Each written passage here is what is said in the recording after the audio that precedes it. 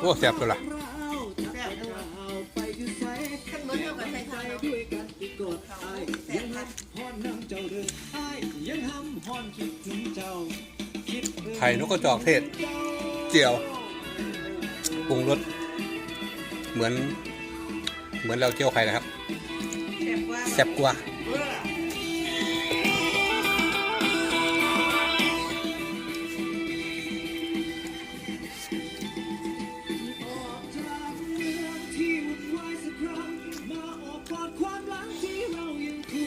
ฮอน